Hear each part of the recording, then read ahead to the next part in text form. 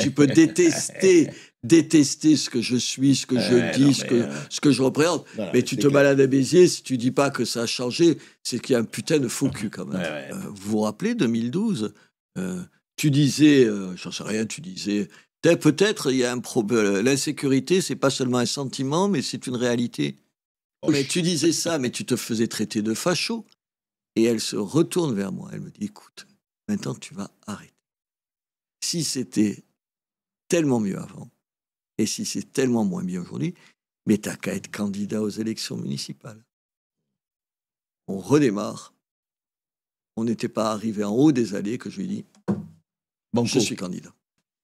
Ce garçon, qui a quand même un petit palmarès derrière lui, parce que c'est pas juste sur si je fais l'objet d'une obligation de quitter le territoire, c'est pas parce que seulement je n'ai pas mes papiers en règle, c'est parce qu'il avait été condamné à 8 mois de prison avec sursis pour vol en réunion avec recel. Il avait déjà eu des responsables d'agression et tout, ça va.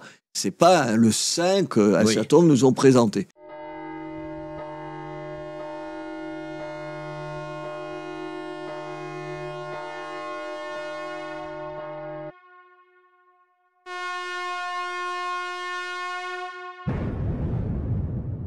Douce France, cher pays de notre enfance. Et que dire, la personne que nous recevons aujourd'hui, eh ben, je vais vous dire, c'est un fragment, un miroir qui réfléchit, comme disait Cocteau, d'une certaine histoire de France, et pas n'importe laquelle. Parce que quand je regarde l'itinéraire et la vie de Robert Ménard, puisque c'est ainsi qu'on l'appelle, c'est passionnant. Pourquoi c'est passionnant? Parce que c'est vraiment une partie. Voilà. Qu'est-ce qu'il y a dans Robert Ménard? De quoi Robert Ménard est-il le nom? Algérie française, famille étant arrivée en Algérie depuis 1850, ayant quitté l'Algérie en 1962. Donc, une partie de cette histoire. Ensuite, je parle de... Alors ensuite, il est dans un collège religieux, il va peut-être se faire prêtre... Et ensuite, alors, changement total de registre. Pendant 5 ans, ou plus, il me le dira, il a été à la Ligue communiste révolutionnaire. Il était trotskiste, Robert Ménard. C'est vraiment très intéressant. Ensuite, en 79, il quitte le trotskisme pour aller au socialisme. Quel socialisme? Le socialisme chevènementiste.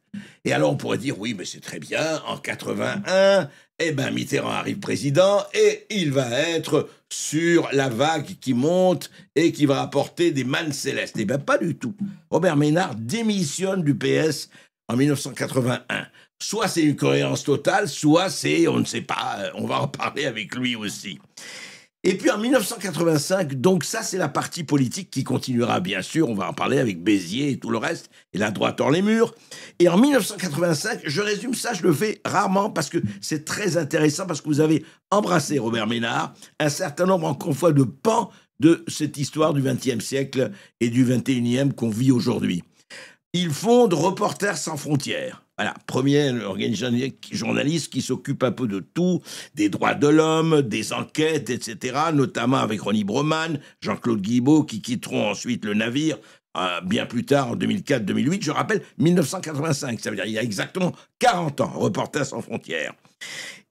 Et puis, vous avez, bien avant Sylvain Tesson, une réputation d'alpiniste, puisque vous gravissez Notre-Dame de Paris pour protester contre les Jeux Olympiques en Chine, évidemment à cause des droits de l'homme, qui, comme chacun sait, sont très respectés dans ce pays. Et puis, contre Bachar el-Assad, vous faites des manifestations, etc. Et vous protestez justement sur cette espèce de droits de l'homme qui sont... Alors, certains vous reprochent des indignations en géométrie variable, on en parlera. Mais... c'est très... Même, on vous a reproché que certains disaient, mais c'est la CIA. Enfin, toute une polémique formidable. Et puis, en 2012, vous fondez, avec votre épouse Emmanuelle, Boulevard Voltaire. Boulevard Voltaire, qui existe encore aujourd'hui, qui marche très bien, qui est dirigé aujourd'hui par Gabriel Cluzel. Et puis ensuite, c'est la politique à nouveau, mais alors de façon active, et la politique de proximité, puisqu'en 2014, donc il y a plus de 10 ans, vous êtes élu maire de Béziers. Voilà. Et votre épouse Emmanuelle Ménard deviendra aussi un peu plus tard députée de la République. Donc, et vous avez été réélu, on le sait, au premier tour, il faut le rappeler, en 2020 et vous êtes actuellement maire de Béziers. Et puis vous avez vous êtes beaucoup agité, au bon sens du terme, sur la réunion de la droite hors les murs que vous avez organisée, etc.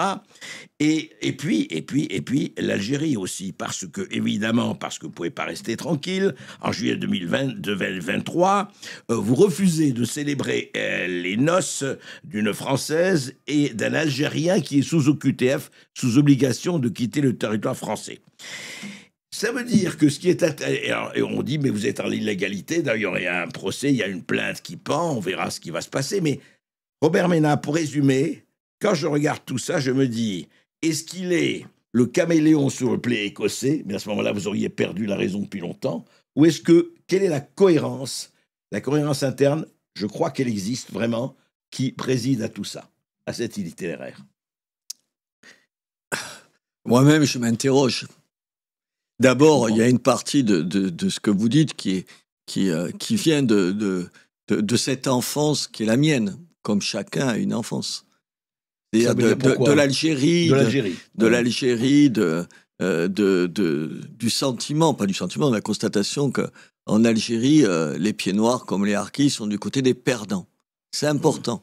J'ai été élevé du côté des perdants, de ceux qui font pas l'histoire, de ceux qui la subissent et de ceux qu'on montre du doigt. Qu'on rejette. Ouais. Et donc, je pense que c'est un élément qui explique, quand je m'interroge, beaucoup de mes choix. La deuxième chose, c'est aussi une histoire de génération. Moi, je suis un enfant de mai 68. Ouais, vous êtes né en janvier 53, je rappelle. Voilà. C'est ça. Ouais. Je fais fermer mon établissement alors que je n'ai que 15 ans dans un collège catholique du sud de l'Aveyron, parce que les autres ne voulaient pas, osaient pas et tout. Moi, je foutais déjà le bordel. À 15 ans, je lis Karl Marx. Je veux dire, c'est une espèce... Ça doit être aussi une révolte contre mon père. Mon père lisait Teilhard de Chardin. Et c'est très amusant. Lui était de quelle tendance, votre père? Oh, il a été socialiste, mais au lendemain de la guerre d'Algérie perdue, pour nous, il devient catho. Et il me dit, écoute, il me dit, alors, tu lis Marx, tu lis Lénine, tu lis Trotsky et tout. Il me dit, mais écoute, je les lis, je suis d'accord, tu vas voir, comme ça, on pourra discuter tous les deux. Mais en échange, j'ai trouvé ça m'a formé. Il m'a dit, mais alors toi, tu lis Teilhard de Chardin, parce que moi, toi, t'as Marx, moi, j'ai Teilhard de Chardin, et j'ai lu Teilhard de Chardin pour en discuter avec mon père. Ouais. On était dans ces familles-là, donc une famille du côté des perdants, une famille où on aimait débattre. Mon père, mes copains qui venaient à la maison étaient sidérés qu'on discute de tout le temps. Il y avait 1000 sujets d'engueulade, mais on s'aimait, on s'engueulait. Mais on peut s'aimer et s'engueuler. Évidemment, ça n'a rien à voir. Donc on lisait beaucoup. On lisait beaucoup. J'ai passé ma jeunesse, toutes les semaines, j'étais obligé de faire un compte-rendu écrit du livre que j'avais lu dans la semaine. Je ne sais pas si ça vous paraît, c'est un autre monde. Ouais, moi, j'ai des enfants et des petits-enfants. Je suis un vieux monsieur de 72 ans maintenant. Et donc, même mes petits-enfants, personne, ni moi, n'oserait leur dire, mais écoute, lis-moi ça. Zoé, chaque semaine, je veux un compte-rendu du livre que tu auras lu dans la semaine. C'était un autre monde. Ouais. Donc, il y a les errements de mai 68, la tentation du trotskisme, de la politique. Vous avez la révolution. Ouais. Ouais, j'ai fait philo à la fac, pas du tout parce que ça m'intéressait, pour dire la vérité. Il y avait deux raisons essentielles qui vont vous dire l'état d'esprit de 68. La première, c'est que tu foutais rien en faisant de la philo. Et donc, j'avais tout le temps pour faire autre chose, c'est-à-dire la révolution. Quand tu es persuadé que tu vas changer le monde, honnêtement, tu n'as un peu rien à foutre des études que tu vas faire. Tu vas m'emmerder la vie à faire des études qui vont sauter. Voilà, qui n'ont plus de sens. Demain, on sera au pouvoir. On ne va pas se faire chier à lire Kant ou Nietzsche. Ça n'a pas marché. Puis la deuxième chose, qui dit de l'époque quelque chose, c'était quand même le meilleur moyen de draguer les filles. Si tu faisais sociaux, les mecs, ou psycho, t'étais un plouc fini. Si t'avais fait philo, tu te la jouais un peu, et tout ça. Mais c'est une époque, ça fait sourire maintenant, mais c'est une époque. Voilà, donc il y a ça, il y a mai 68, il y a d'où je viens, il y a mai 68, et il y a une conviction profonde, c'est que même si aujourd'hui, on pourrait penser que je suis peut-être réac sur un certain nombre de choses, sûrement, mais je ne suis pas conservateur. C'est-à-dire que je suis persuadé, convaincu, que le monde est injuste et que le monde est dégueulasse. Et quand je suis maire... Il faut lutter contre l'injustice. Et qu'il faut bouger les choses. Vous ne pouvez pas vous contenter. Moi, tous les jours, comme maire, j'ai droit à des récits, à des rencontres et tout, où tu te dis, mais c'est juste dégueulasse. Enfin, vous, moi, on a des vies de privilégiés. Il y a des gens qui n'ont pas cette vie-là. Alors, ça ne veut pas dire que tu excuses tout. Moi, je ne suis pas du tout dans l'excuse. Mais enfin, en tout cas, tu ne peux pas te... Comment vous dire? Voilà, peut-être la cohérence de fond, c'est ça. Tu ne peux pas te dire... Allez, basta, on arrête, le monde, il est comme ça. On ne peut pas s'occuper de tout, on peut pas se... C'est inacceptable, quand il y a une chose inacceptable, il faut réagir. C'est inacceptable. Moi, encore, chaque jour, ce matin, on me téléphone parce qu'un mec que je connais a tapé sur sa femme que je connais, et t'essayes de comprendre comment ça se fait, qu'est-ce que tu peux faire, comment tu peux sortir les deux de cette situation-là, même si, évidemment, c'est pas équivalent.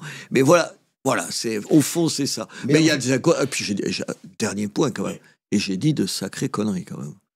Que je regrette d'avoir dit et que je ne redirai pas. Que celui qui n'a jamais fait de conneries. Ouais, d'accord. Enfin, des fois, je dis ça. Pamphlet. Ouais, d'accord. Mais en même temps, quand je me dis ça, je me dis, est-ce que tu te trouves pas des arguments certes. Pour les bêtises que tu as dit. Justement, ce qui est intéressant, bêtise pour bêtise, est-ce que toute cette période de la Ligue communiste révolutionnaire, qui était pour la Révolution, Trotsky, etc., Alain Krivine à l'époque et compagnie, vous avez été pendant 6 ans, Robert Ménard.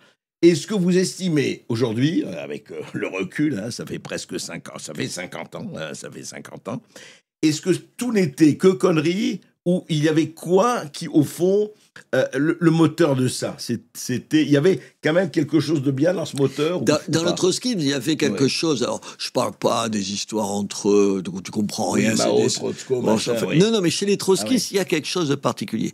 Il y a l'idée, enfin pour moi, je l'ai vécu comme ça, l'idée que le communisme, c'était une aspiration à changer le monde, qui s'est terminé par un goulag énorme, un goulag et 100 millions de morts au bas mot. Et le maoïsme. Et le maoïsme. Les trotskistes, peut-être parce qu'ils n'ont jamais été au pouvoir, c'est peut-être aussi ça qui les a sauvés. Il y avait dans ma tête l'idée que, en gros, de la volonté de changer le monde, on ne faisait pas table rase, si j'ose dire, on la gardait. Et en même temps, on prenait ses distances, sûrement pas assez, mais on prenait ses distances par rapport au socialisme réel, comme on disait à cette époque-là. C'est-à-dire le goulag, les camps de concentration, les purges et tout ça. C'était un peu ça. Dans ma tête, c'était ça. Et puis moi, ça m'a apporté quelque chose. C'est que quand tu as 20 ans quand même, ou 18 ans, 20 ans, c'est une école de formation au monde entier.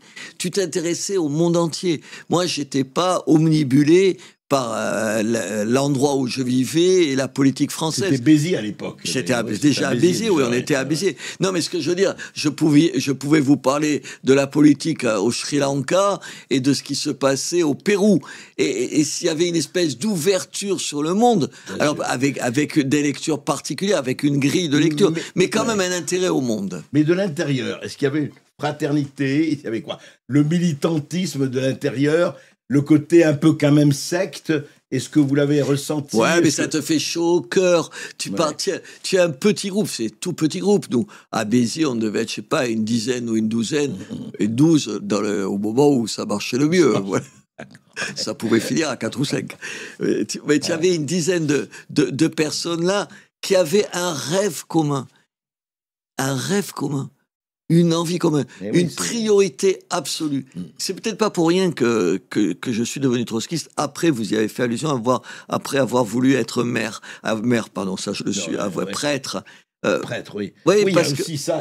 Et oui, il y a l'idée que, au fond, il y a une idée toute bête, et qui est rassurante, c'est que tu peux faire mieux que ce que tu es. Que dans un combat collectif, ça te porte à mieux que tu n'es pas que dans l'ambition individuelle, que dans la réussite. Voilà, il y avait autre chose. Mais ça vient aussi de ce qui s'était passé en Algérie, de voir comment mon père avait été fracassé et ma mère fracassée. Vous savez, je suis les pieds noirs, on a un truc que personne n'a. Un truc. Je parle pas du couscous, des merguez et tout, je vous rassure tout de suite. Ça m'étonne tout le monde là. Il y a l'idée, quand je suis dans une famille catho. Et je voulais être prêtre, vous savez, vous l'avez dit. Mais quand même, dans une famille catho, le paradis, il est devant toi. Il est la conquête, le sommet de l'Himalaya. Tous au paradis si nous faisons ce qu'il faut. Voilà.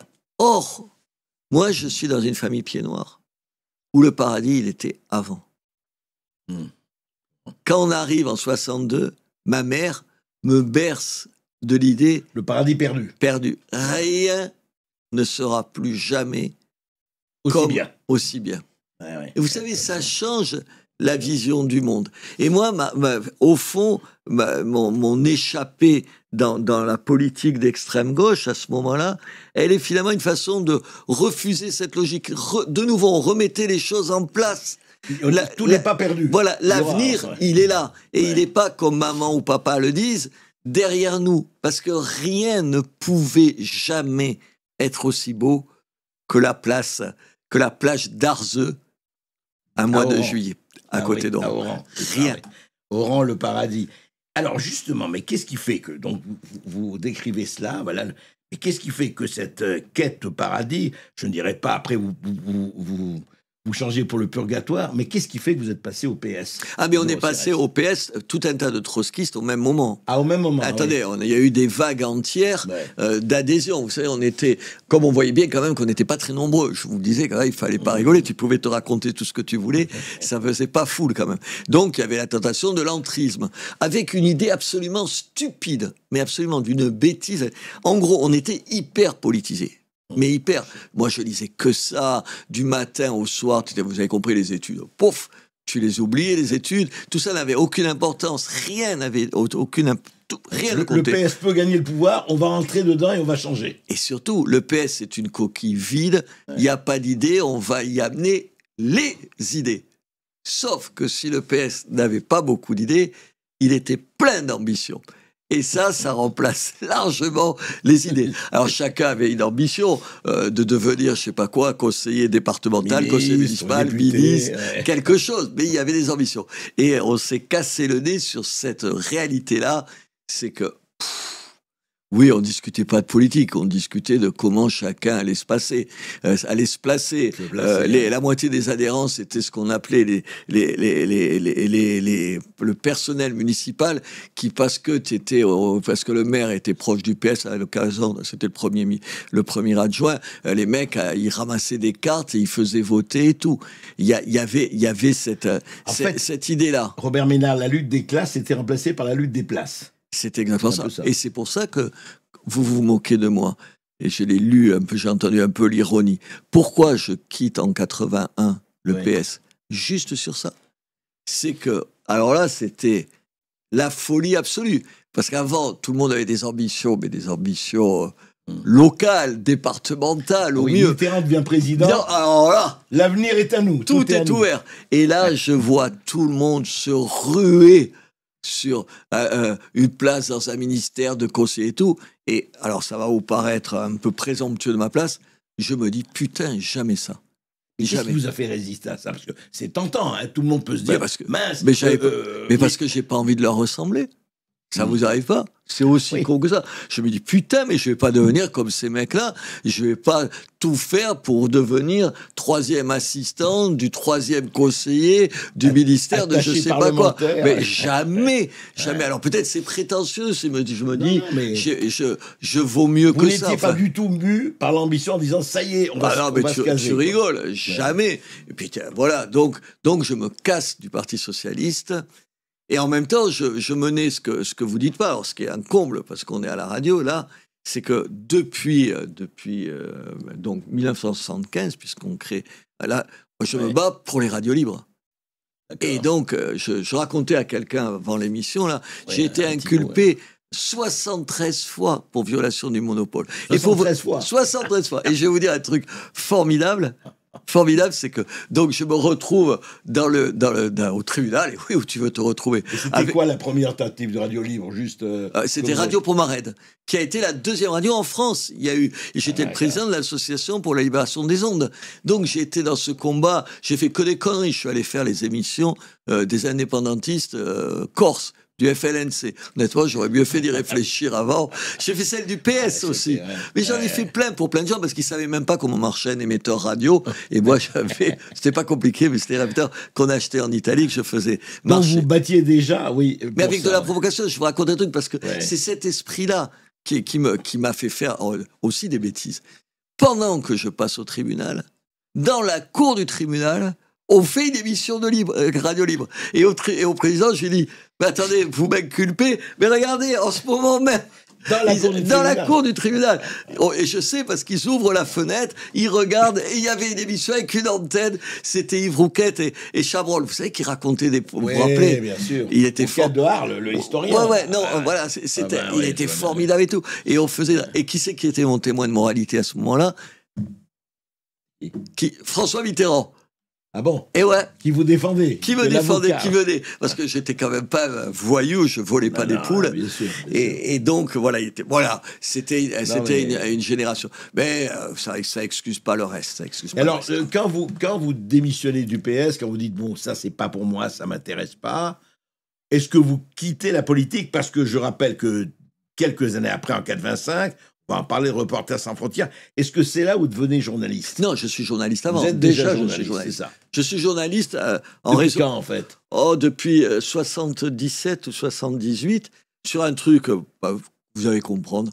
Moi, je me battais contre une usine qui s'appelait La Littorale, où on produisait un truc, mais vous êtes de la génération, vous avez entendu parler, qui s'appelait le méthylisocyanate. Et qu'est-ce que c'est le méthylisocyanate? C'est un gaz mortel qui a tué à Bhopal en Inde la plus grande catastrophe industrielle avec il y a eu 4000, 3000, 4000, on n'a jamais su 5000. Et il y avait la même usine, et il y avait l'usine à Béziers.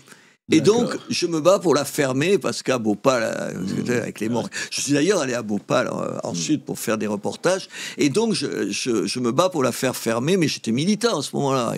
J'étais trotskiste et militant. Ouais. Et donc, et puis jusqu'au moment, vous savez comment ça s'est passé, un copain qui était RMC. Quel journal alors? RMC qui était RMC, qui me dit, mais Robert, on devenait copains, je faisais des interviews, mais moi, comme militant associatif, il me dit, tu devrais être journaliste, écoute, on va créer un journal à Béziers, tu veux pas venir bosser avec nous? Et je suis devenu journaliste comme ça. Et ça s'appelait Le Petit Biterrois, et c'est la première fois qu'il y avait un journal, première fois en France, qu'il y avait un journal gratuit avec une rédaction. Le Petit Biterrois. Et après, je passais dans la presse économique, dans Midi Libre, à Radio France. Enfin bref, après, j'ai fait du journalisme, voilà. Et alors, c'est toujours quand même le militantisme, un autre, mais c'est le militantisme qui vous amène à créer Reporters sans frontières. Mais c'est un constat que vous avez dû faire 25 fois. Moi, à ce moment-là, j'étais journaliste à Radio France, dans le service public, comme vous vous êtes moqué tout à l'heure. Et donc, j'étais là, et puis, le nombre d'histoires, de cas, d'affaires, dont tu parles, et puis après, tu ne sais. Si on te dit, mais comment ça s'est terminé? Quand tu es passé à autre chose. Ouais. Et sur la scène internationale, c'était tout le temps ça.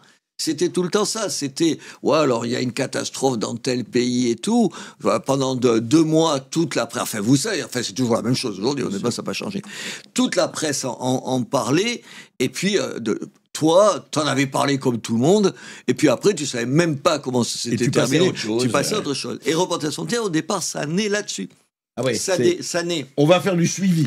On va exactement. On va envoyer des gens après pour voir comment ça se passe. Et l'idée, c'était d'aller chercher des gens qui avaient une vraie signature. Je me rappelle Lacouture, qui est quand même pas... Jean Lacouture, il sait écrire. Ça ne dit rien aux jeunes générations, mais c'était un plus grand journaliste de France. Et Sébastien Salgado, un immense photographe. Elle a cette doublette, comme on dit en pétanque, on te l'envoie quelque part. Et vous les envoyez, Et il faisait un reportage. Évidemment, les journaux les passaient. Mais pas parce qu'ils avaient envie de renouer l'actualité, parce que les signatures... mais dès que tu n'avais pas la signature... Ça passait plus. Et en faisant ça, pendant plusieurs années, je me suis aperçu d'un truc tout bête. J'aurais dû y penser avant, mais quand tu es ignorant, tu ne refais pas. Je me dis, au bout d'un moment, je me dis, mais il y a des journalistes dans ces pays-là. Mais pourquoi on en envoie alors qu'ils peuvent faire le travail, ils sont là. Et là, tu t'aperçois qu'on n'est pas ici à débattre sans aucun problème tous les deux. c'est que dans 90% des pays où on envoyait des gens, le problème des journalistes, c'est qu'ils n'étaient pas comme nous deux autour de ces micros. Ils étaient... La censure, la dictature, la prison, la torture, voilà. etc. Et donc, Reporters sans frontières est devenu une sorte d'amnistie internationale des journalistes. Et petit à petit, on a été... Quand j'ai quitté Reporters sans frontières, 20 ans plus tard, on était dans 130 pays. C'était de loin la plus grosse organisation au monde dans ce domaine-là. Oui, non, mais il faut en parler, c'est vrai. Enfin, Reporters sans frontières, tous ceux qui l'ont connu. Ça continue ? Oui, bien sûr. Ça continue. Je ne suis pas content, vous avez l'air de pas trop avoir affaire à eux. Ben, on entend moins parler aujourd'hui, soyons clairs, de Reporters sans frontières que du temps où vous étiez. Je n'en tire aucun jugement, mais alors justement, vous avez quitté quand, vous enfin, la direction de Reporters sans frontières, l'animation, la direction ? En 2008, après Pékin et la montée... Voilà. Alors ça, c'était toujours, en fait, si je vous retrouve toujours en même nom, après on peut vous critiquer ou pas là-dessus, vous dites, la Chine, c'est pas possible, les droits de l'homme, il faut en parler, il faut qu'on manifeste, il faut qu'on se manifeste. Attendez, on a fait de tout. Le jour de... Vous savez, quand la Chine a reçu la flamme à Olympie, puisque c'est à l'Olympie qu'elle est allumée et tout, bien sûr. Voilà, j'y suis allé avec un garçon de Reporters sans frontières, on est rentré, il y avait des contrôles mais invraisemblables, mais on avait des drapeaux de Reporters sans frontières contre la Chine. Vous savez, on avait remplacé les 5 anneaux par des menottes. C'est ça, oui. Et on se l'était mis autour du corps, donc les mecs, ils te palpent. Dis, ouais, ce mec, il a un pull, je sais pas qu'est-ce qu'il a. Mais il y avait rien. Et on est rentré, on les a déployés au moment de la... tout le monde l'a vu, d'ailleurs. Sauf les Chinois, parce qu'on avait sous-estimé un truc, c'est qu'il n'y a pas de direct à la télévision chinoise.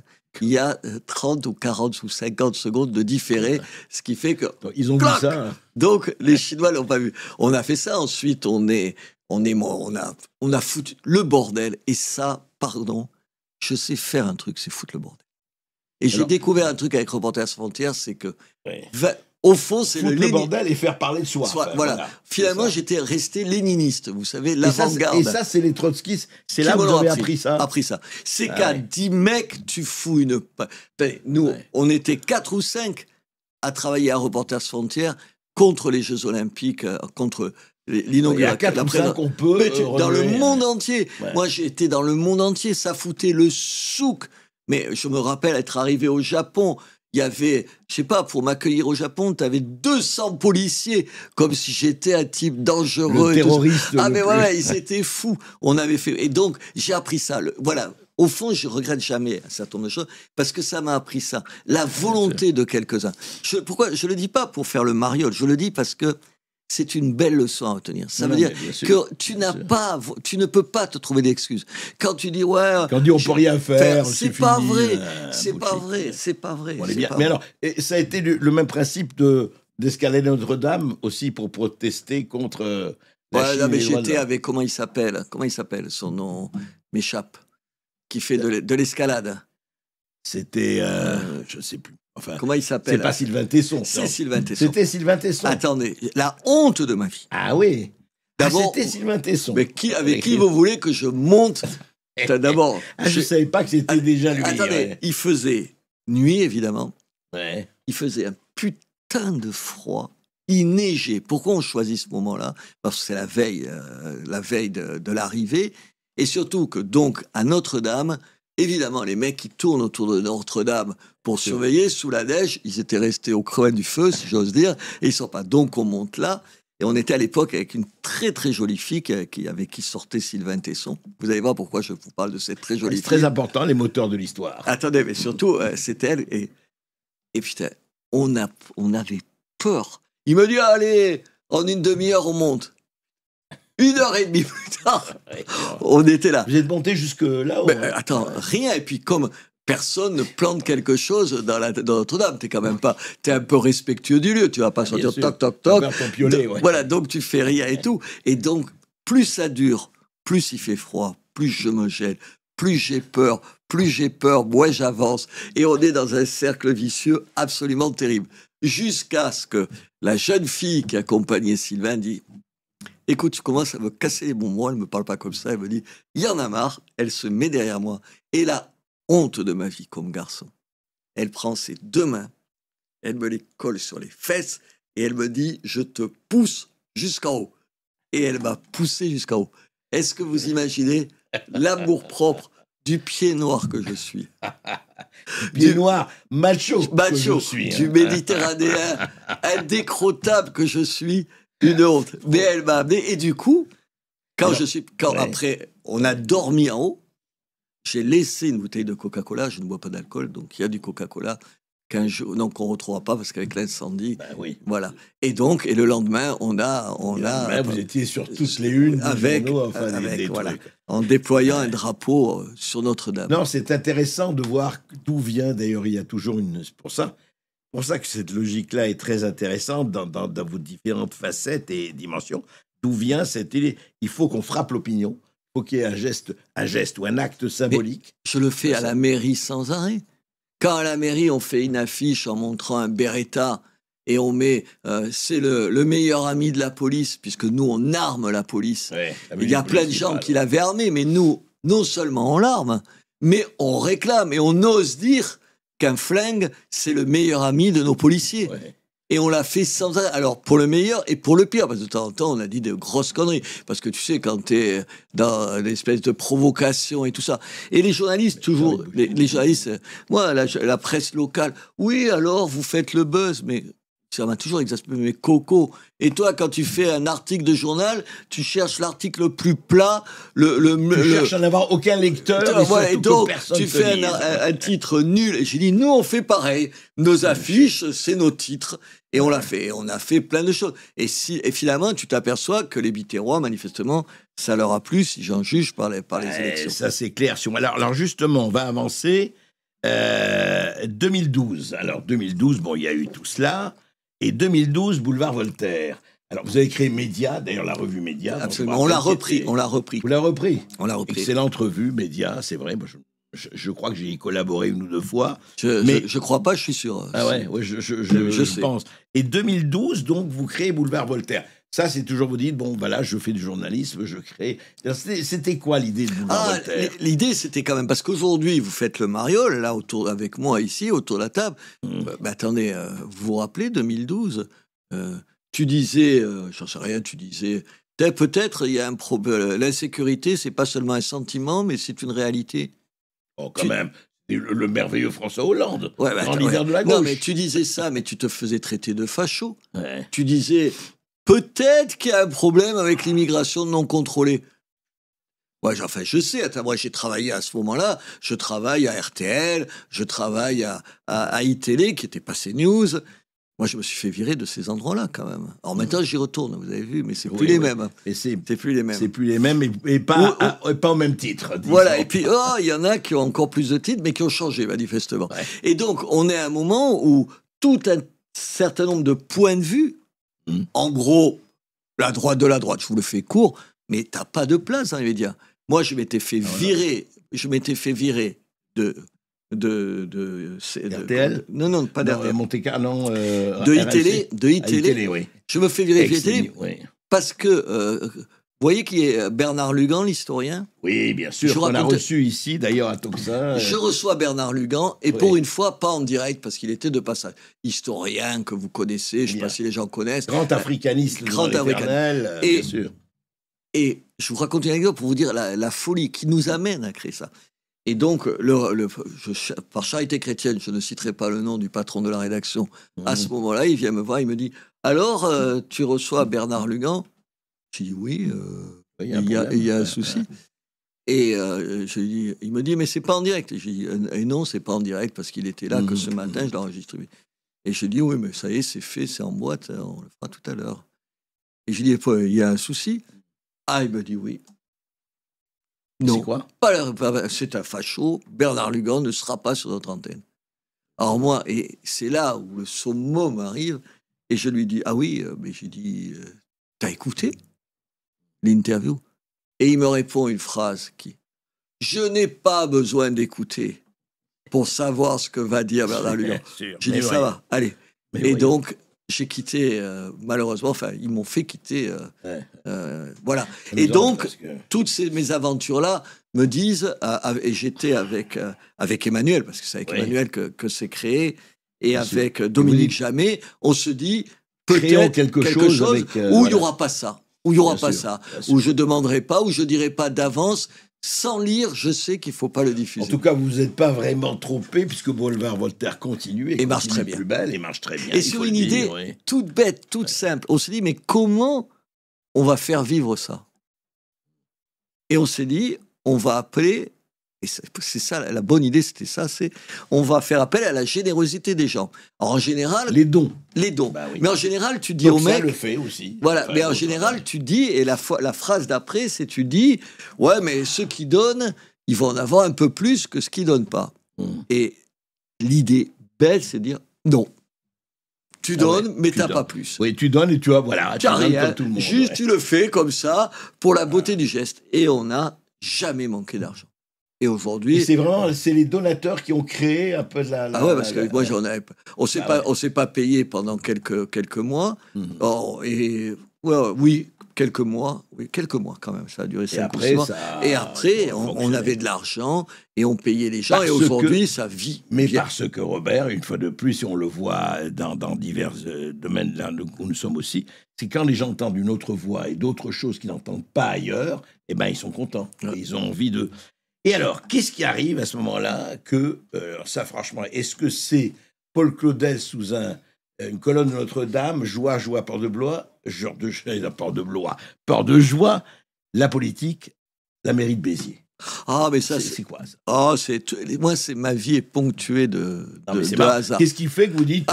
ma femme, c'est encore à cause d'elle. Grâce à elle, je rigole, je l'aime par-dessus tout. Non. C'est un truc simple. Vous avez compris, ma famille est à Béziers. Mon grand-fils est à Béziers. Pourquoi je vous dis ça? Vous allez voir. Mes petits-enfants sont à Béziers. Donc, je vais à Béziers en vacances. Et j'amène Emmanuel. Mais Emmanuel est lilloise, elle n'est pas bitéroise. Donc, on y va tous les étés aux vacances et tout. On achète une maison de vacances et on y va très, très souvent. Et quand on va on est à côté de Béziers, dans un village. Et quand on va à Béziers, je ne cesse de me lamenter. Alors, tu sais jamais si c'est une vision réaliste ou l'âge. Avec l'âge, j'étais toujours mieux quand c'était jeune. C'est peut-être toi qui étais mieux quand tu étais jeune. C'est autre chose, ça. Et chaque fois, je me dis, dans quel état est la vie, etc. Regarde le bistrot, c'était la bourse, c'était mon bistrot. Regarde dans quel état il est. Regarde les façades. Alors, au bout d'un moment, j'ai une femme formidable, mais qui a peu de goût pour... tu sais, le roumégaire de service, les plaintes, le plaintif, la victime. Chouiner, c'est pas son truc. Et voilà. Et donc, elle conduit. Donc, je dis elle conduit parce qu'elle conduit. Et donc, je suis dans la voiture. On passe sur les allées Paul Riquet, qui sont nos Champs-Élysées à Béziers. N'ayons pas peur des mots. Vous voyez, vous connaissez. Et donc, on est là. Une énième fois, elle s'arrête au stop. Et il faut, oui, un stop, un feu rouge. Et une énième fois, je me plains. Et regarde ça et tout. Et elle se retourne vers moi. Elle me dit, écoute, maintenant tu vas arrêter. Si c'était tellement mieux avant, et si c'est tellement moins bien aujourd'hui, mais t'as qu'à être candidat aux élections municipales. On redémarre. On n'était pas arrivé en haut des allées que je lui dis, je suis candidat. Et je me suis présenté comme ça. Avec à l'époque, crainte... optimisme en disant oui je vais y arriver, c'était à l'époque c'était un hold-up. J'étais plus bitérois depuis des années. La dernière chose que j'avais fait la matinale à Sud Radio. Pendant un an, j'avais été matinalier, je faisais de 7h à 9h ou 6h30 à 9h. J'étais là, donc voilà, c'était un coup de poker. Alors les gens étaient un peu contents de me voir parce qu'ils me voyaient à la télé, parce que je faisais Sud Radio, mais j'avais fait les télés dans des trucs. Et puis, il y avait Reporters sans frontières à Béziers, les gens étaient assez contents. Le patron de Reporters sans frontières, il est de chez nous. Ça fait plaisir à tout le monde. Et puis, j'ai fait un truc tout con, tout bête, de simple bon sens.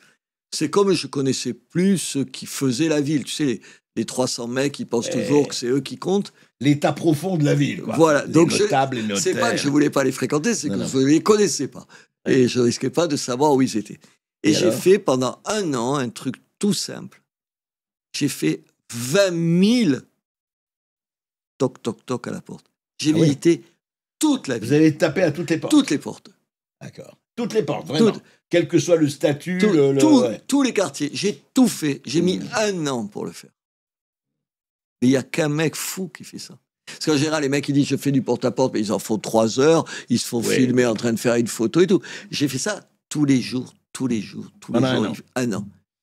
Et je pense que ça bousculait tout. Parce que les gens, ils te voyaient. Et donc, à ma propre stupéfaction, soyons honnêtes, je gagne les élections. Et non inscrit, parti. Non, on était sans parti, mais on était soutenu par une pléiade de petits partis, pas que le Rassemblement national, c'est le Rassemblement national, c'est Marine. Le Front National. Non, c'est le Rassemblement. Si c'est en 2014, c'est le Front National. C'est le Front National. Le Front National, Dupont-Aignan, Debout la République, enfin une pléiade. Philippe de Villiers, Mouvement pour la France. Voilà, lui, c'est un copain à moi, donc il me soutient et tout. Voilà, et on gagne les élections. On plante la droite classique qui avait. Et puis on arrive dans une circonstance assez sympathique. Enfin, assez favorable à nous. Le maire, il avait déjà fait 3 mandats, il savait pas ça. Déjà, le 3e, c'était celui de trop. Non, et encore, il n'avait pas bossé. Et surtout, le 4e, c'était impossible. Et puis, je suis un bosseur. J'ai pas beaucoup de qualités.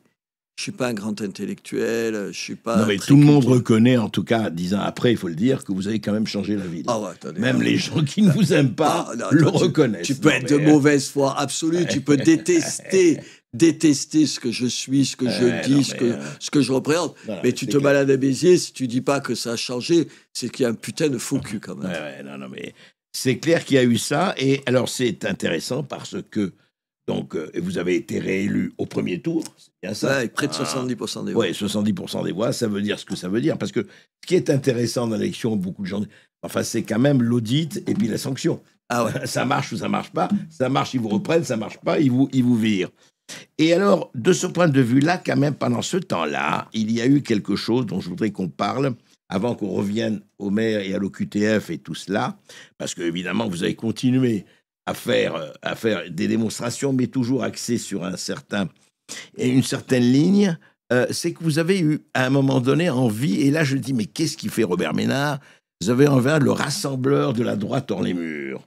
Cette aventure où vous voyez du matin au soir dans les médias, je dois dire, oui, j'ai parlé à Marine, et j'ai parlé à Éric, et j'aime bien Éric, et j'aime bien Marine, et j'aime bien Marion, et on vous sentait un désir...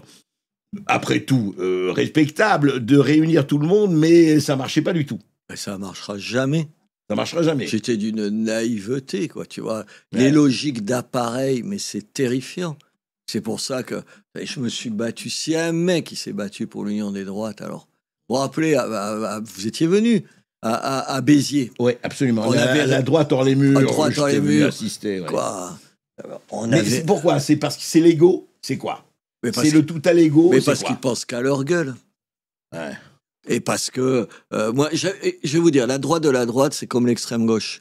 C'est des espèces de... J'avais appris l'extrême gauche qu'elle était capable, les trotskistes en particulier, de se déchirer sur une virgule dans un texte de Trotsky que personne n'avait lu jamais en dehors d'eux. Quant à la virgule, honnêtement, elle pouvait...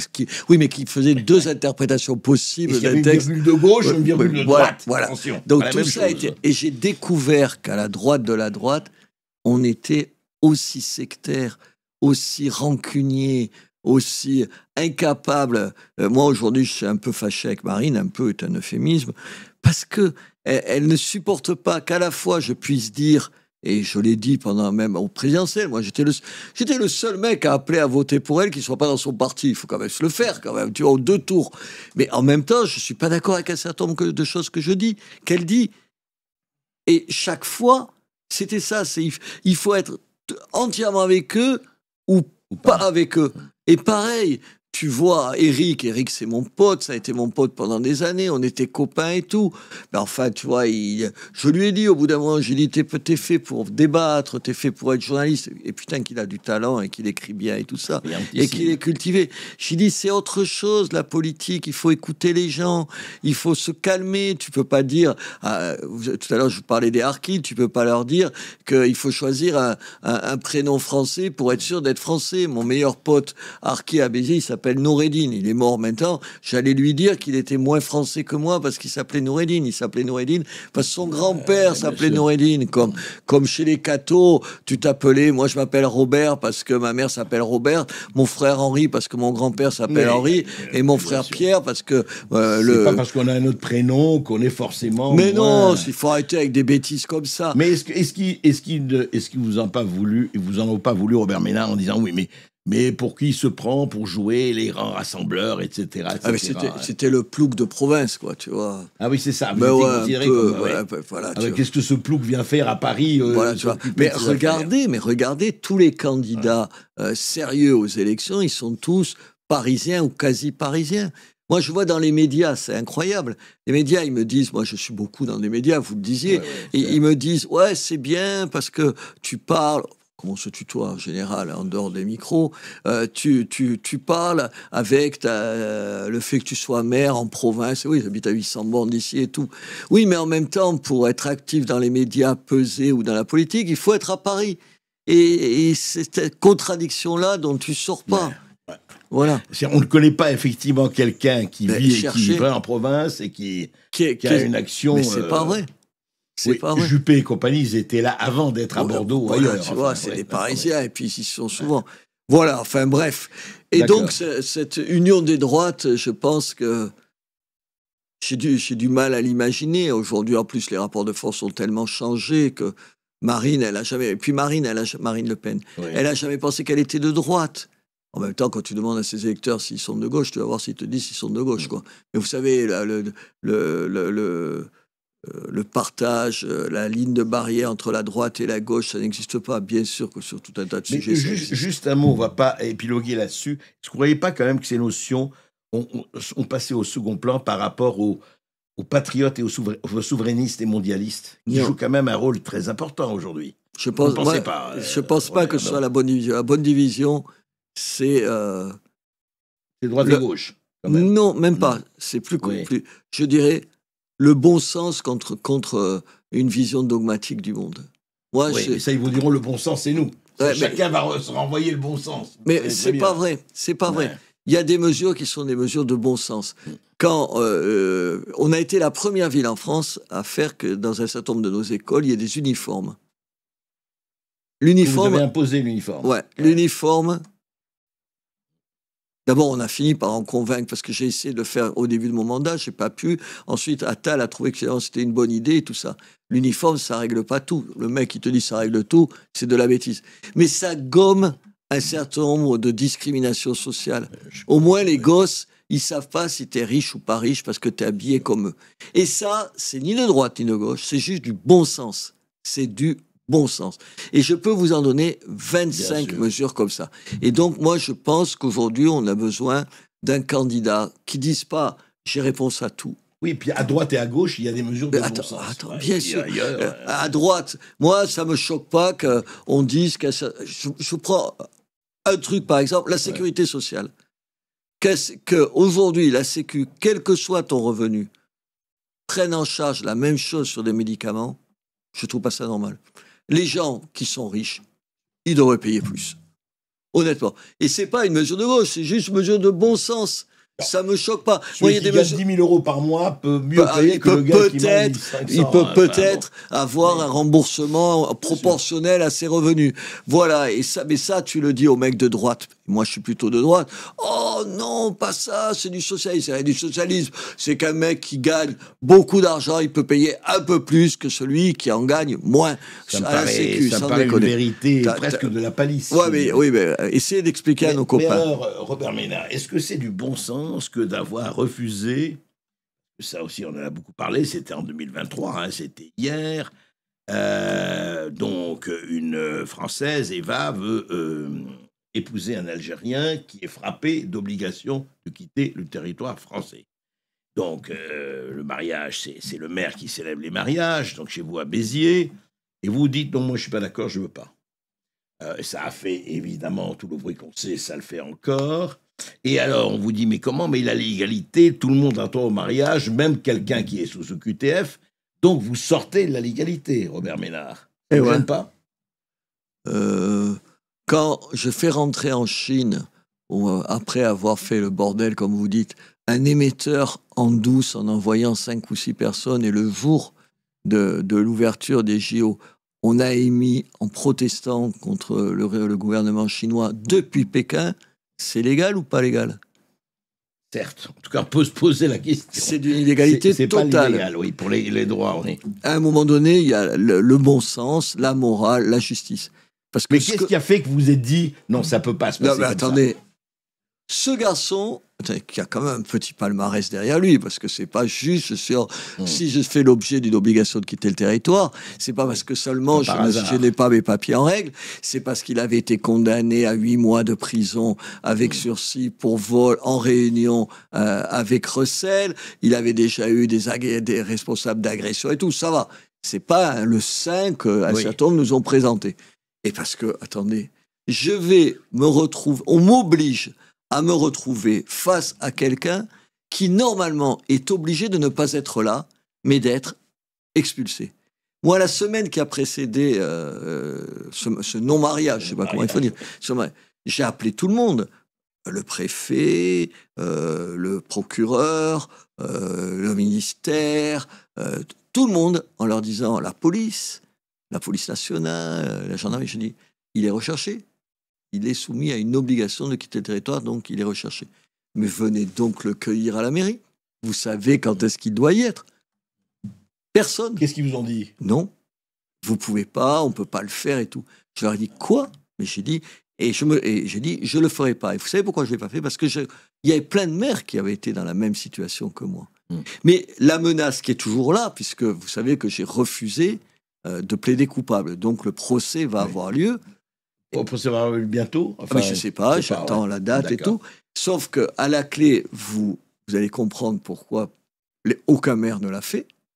Il y a une amende qui est de je ne sais pas quoi, 50 000 €. Oui. Là, tu sais, tu ne vas pas l'avoir.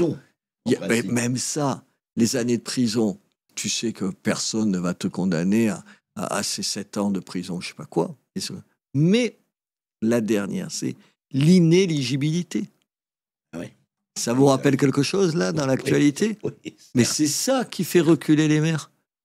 Oui, vous êtes inéligible, c'est fini, vous êtes fichu. Et comme maintenant, tu sais que l'appel n'est pas suspensif, contrairement à l'amende, contrairement à la peine de prison éventuelle, on l'a vu avec Marine Le Pen, évidemment, moi, il y a des copains qui m'ont dit, mais même mes copains, même des magistrats sympathiques, tous les magistrats ne sont pas de gauche au syndicat de la magistrature, c'est des conneries de dire ça. Mais même, alors je ne vais pas vous dire qui, parce qu'il n'aimerait pas que je le dise, il m'a dit, mais acceptez de plaider coupable, vous serez condamné à pas grand-chose et tout ça. Mais j'ai dit, attendez, je protège, je ne vais pas dire devant vous, je suis coupable, enfin, un petit peu de logique. Mais il me dit, mais vous vous rendez compte si avant vos élections, avant les mars prochains, puisque c'est dans moins d'1 an les élections, vous êtes déclaré inéligible? Qu'est-ce que vous faites? Et ça fait reculer tous les maires. C'est ça qui fait reculer les maires. Ouais. Alors, tu te dis, dans la vie, où tu fais comme tout le monde. J'ai un choix, je prends voilà. Et puis après, j'aurais honte. Toi, j'ai juste un truc à la con, peut-être que tout à l'heure, vous moquiez le machiste que je devais être. Je ne sais pas pourquoi vous dites ça. Même pas moquer, mais non. Je dis ça en plaisantant, mon cher Robert. Mais regarde, il le prend, hein, mais non, je le suis. Non. Je suis d'une génération où on a encore des progrès à faire, honnêtement, dans ce domaine-là. Et bien sûr... Ne nous frappons pas quand même. Ouais, on va pas faire une autre discipline. Ouais, voilà. Ouais. Mais bien sûr que ça, tu te dis, le prix à payer, c'est ça le prix à payer. C'est pas ni la prison ni l'amende.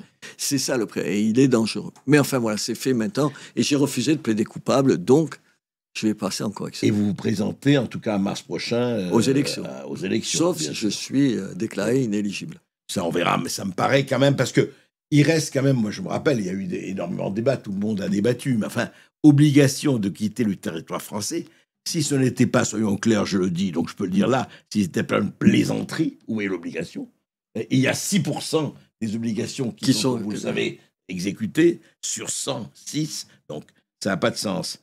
Et justement, aujourd'hui, donc vous continuez, c'est vrai, on vous entend dans les médias, Béziers, encore une fois, Béziers est ce qu'il est, c'est-à-dire que vous en avez fait quelque chose, et encore une fois, personne ne peut nier, il suffit d'aller à Béziers, j'y suis allé, mais je ne suis pas le seul de dire ce que vous avez fait. Mais aujourd'hui, est-ce que vous allez vous représenter, mais est-ce que vous avez quand je dis des ambitions politiques, je dis pas vous allez représenter à la présidentielle, tout ça, pas le problème.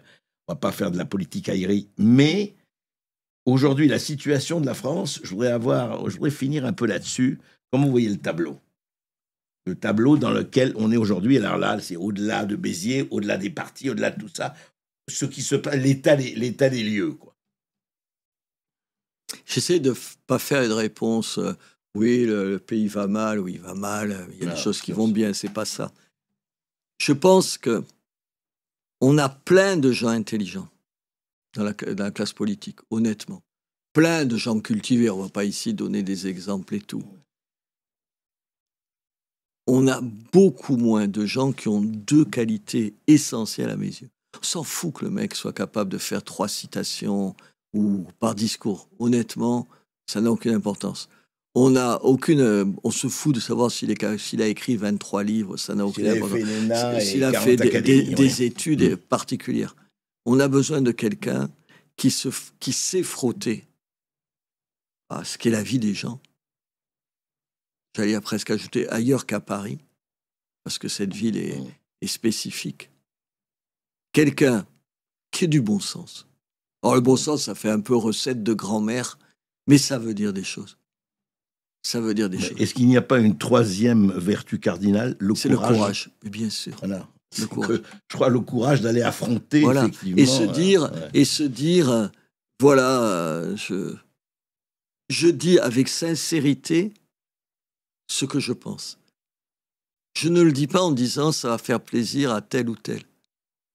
Parce qu'aujourd'hui, il y a des choses qui sont impopulaires et qu'il faut oser dire. Et je pense que je suis persuadé que les gens sont capables d'accepter que des choses impopulaires, et même qui à un moment donné peuvent les gêner aux entournures. Oui, mais à condition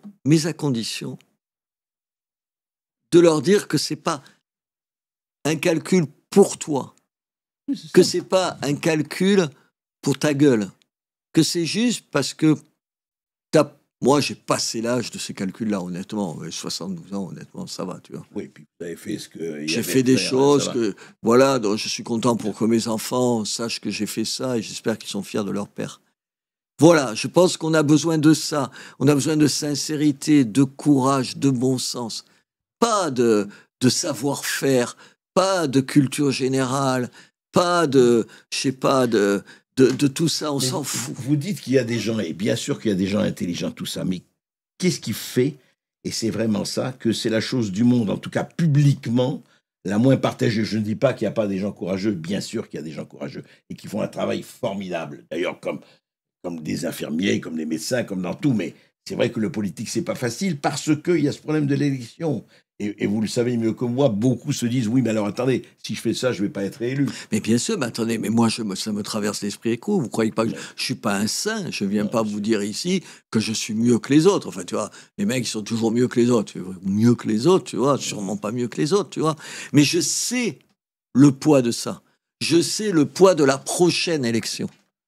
Je sais le poids des amitiés au sens noble du terme, que la vie, tu te frottes à tes gens, tu les écoutes et chacun plaide pour sa paroisse et c'est légitime. Je sais la difficulté de toujours dire non. Je sais comment vous dire, l'appréhension de se fâcher avec des gens. T'as pas envie spontanément de te fâcher. Vous avez envie ou de vous fâcher avec vos amis? Non, t'as besoin d'avoir un endroit où tu te tiens au chaud et tout ça. Je sais tout ça. Je sais à quel point c'est compliqué. Je sais aussi Mais il faut le faire. Il faut le faire. Et je sais aussi que Macron, il a tordu le cou à 2 choses. Alors ça fait un peu plaidoyer pro-domo, alors excusez-moi, un espèce de jeunisme, vous savez. Honnêtement, c'est pas parce que tu as 30 ou 40 ans que tu es mieux qu'un mec qui a juste un peu d'expérience. Il y a autant de jeunes cons que de vieux cons. Voilà. Ça non, mais je me rappelle, moi j'ai beaucoup travaillé en Afrique. Il y avait une espèce en Afrique, ça peut paraître un peu stupide de dire ça, mais où l'expérience, l'aîné, ça veut dire quelque chose. Donc je pense qu'il a tordu le cou avec des résultats qui sont quand même pas à la hauteur de ce qu'il devait espérer, nous aurions besoin. Il a tordu le cou à cette première première chose. Et la deuxième chose, c'est qu'il avait une vraie intuition. Tout à l'heure, vous le disiez vous-même, on peut puiser à droite et à gauche. Le en même temps, ça aurait pu être ça. Aujourd'hui, le en même temps, c'est pas ça, c'est une espèce de truc au milieu, filandreux, où on n'est pas capable de dire des choses fortes, où on est capable de dire un coup à droite, un coup à gauche, mais dans le temps. Regardez sur la politique étrangère de M. Macron aujourd'hui, je sais pas, sur qu'est-ce que je peux prendre comme exemple, l'Ukraine, je trouve qu'il est plutôt courageux aujourd'hui. Au début, il croyait que sa propre personnalité... Oui, mais sauf qu'il ne pèse plus. Voilà, sauf qu'on... Oui, mais quand même, moi, j'ai pas honte de ce qu'il dit, je suis fier même de ce qu'il dit. Il est président de ce pays, il est le vôtre, le mien de président. Et donc voilà, je pense qu'on doit tirer une leçon de tout ça, et peut-être que là, il y a la possibilité de faire naître quelque chose qui soit loin des partis. Moi, je suis absolument opposé à la proportionnelle. La proportionnelle, c'est le règne absolu des partis. Mais je voudrais finir, Robert Ménard, sur l'Algérie. On a commencé par l'Algérie, vous êtes né là-bas et je rappelle, votre famille est arrivée en 1850 en Algérie. Et je voudrais parler de ça parce que vous êtes quand même le maire qui avait reçu le cercle algérianiste il y a un an, il y a un peu plus d'un an, et qui n'a pas manqué et qui est toujours aussi populaire dans sa ville, avec une ville très très variée à tout point de vue.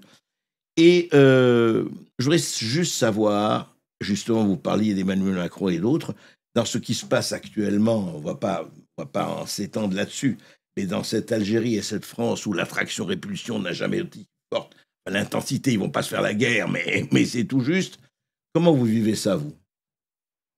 Je pense qu'on a raté quelque chose.